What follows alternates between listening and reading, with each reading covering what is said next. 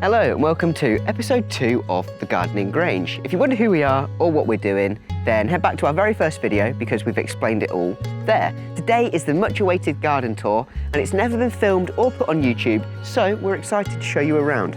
And we're starting where it all began, which is the Sunken garden. Initially, we were going to create a big lawn for us young children to play on, but we discovered under a slopey grassy bank this limestone outcrop, and we liked it, so we decided to keep that instead. And you'll see behind us, there's a few quite large palm trees, and it just goes to show how well things grow in the garden because they used to be about this big when we first got them.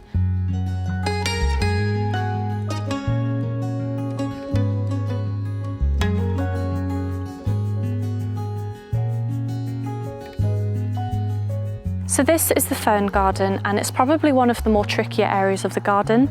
They only grow about 1 centimetre per year, so all it takes is just one harsh winter to lose any progress. So leading on from the fern garden, which is just at the top of this path, this is called the Edwardian terrace, and this has been made to showcase dahlias, echiums and cannas.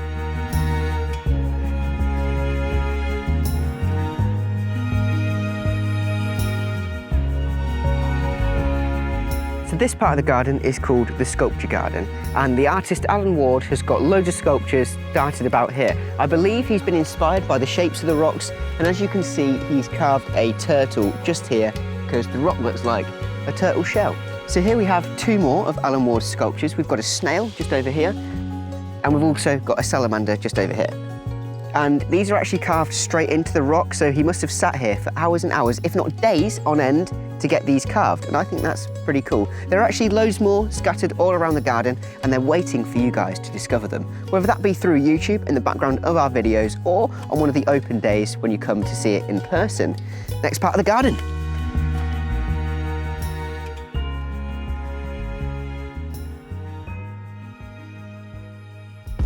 So up from the sculpture garden, we find ourselves in the tea lawn and sensory garden, where you'll find 5 more sculptures, also by Alan Ward, of all 5 senses. And it's also where we serve tea and cake when we do a garden open day. And you might be wondering what this blue structure is behind me. It's a Victorian aviary, and we featured it in our 2011 Chelsea Flower Show garden.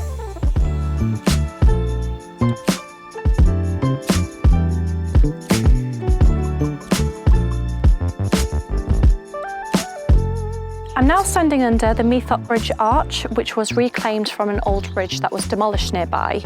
And next to me here is a statue of Leda and the Golden Swan, which was also carved by Alan Ward. And he came here every Monday for 2 years to carve this statue. And we could always hear him chipping away at it, so we have now affectionately nicknamed him Mr. Chips.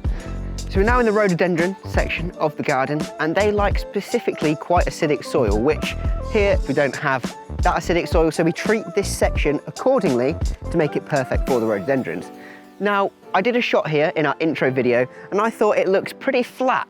Well, in reality, this is a heck of a hill, so let me change the camera angle and show you how steep it actually is. So this is how steep this garden actually is, and it's not just this section, the whole garden is pretty much this steep. So when in the future we're totally out of breath from carrying this, that and the other up and down these hills, you now know why. And I'm already out of breath. Cool.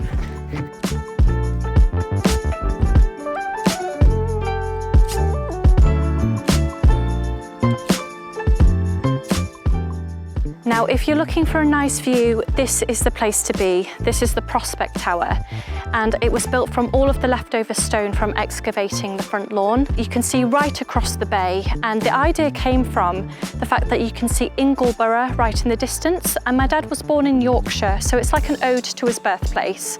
So these are the trial beds and the cut flower beds, and therefore exactly that, cutting the flowers, putting in vases to make your table look beautiful. And we're right next to the orangery, which we'll be going into next. These flowers here actually love to get eaten by the caterpillars, and there is a reason for that. We're actually protecting the ones at the back, so the caterpillars target the ones at the front. The other day we saw hundreds and hundreds, if not thousands of caterpillars completely all over these, and not a single one on the flowers at the back, which is pretty cool.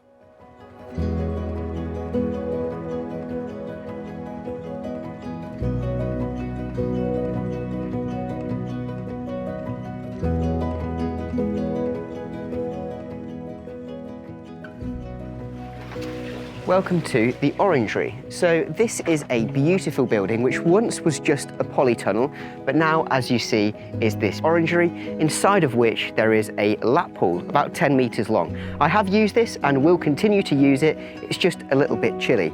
You'll also see to my left and my right, both here and a little bit higher up, we have a lot of carvings from Alan Ward, once again. I believe this one's Beatrix Potter. We also have a lovely view from the top up here, looking over Morecambe Bay, and yeah, it is a fantastic place to be. The only thing I'm missing is something cold.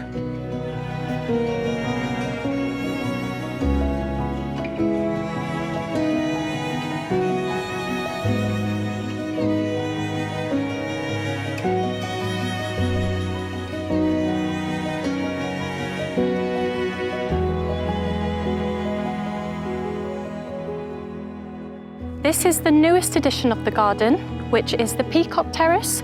As you can see, it's still a bit of a work in progress, and we will eventually have seating here so we can enjoy this beautiful view. And the reason it's called the Peacock terrace is because of this stunning mosaic by Maggie Howarth. So this mosaic was actually used at the Hampton Court Palace Flower Show, where my dad designed a garden called the Beekeeper's Garden. This particular mosaic actually inspired some royals to commission Maggie Howarth for some designs of their own, but we'll tell you about that another time.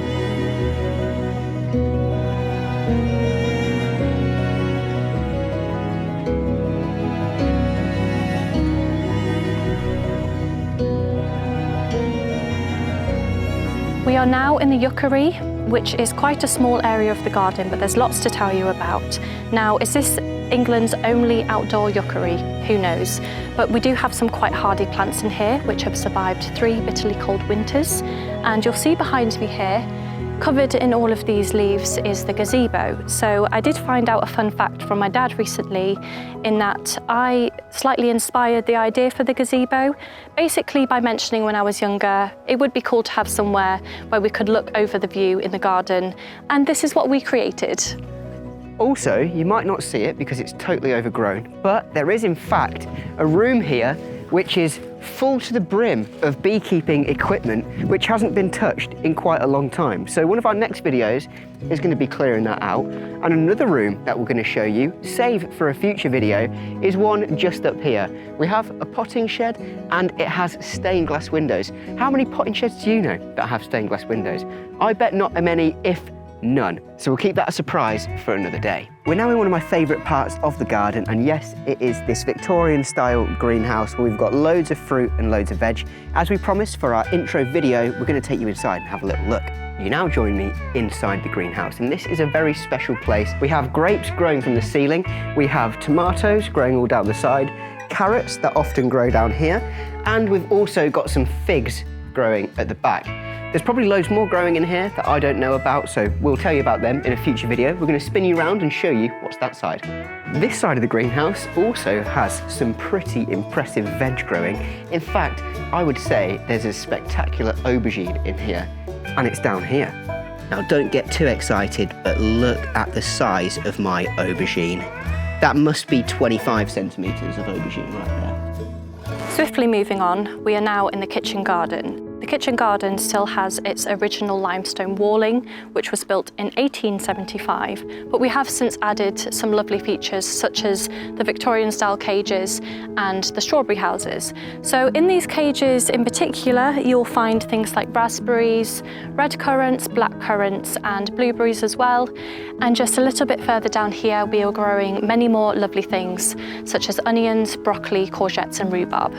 This is the maple walk, and these 16 acres have taken 20 years to grow to the maturity that they're at now. If you have a look at the photos from before, you'll be shocked at how different they look. It's also the first little inkling that there might be a Japanese garden nearby, so let's go and have a little look.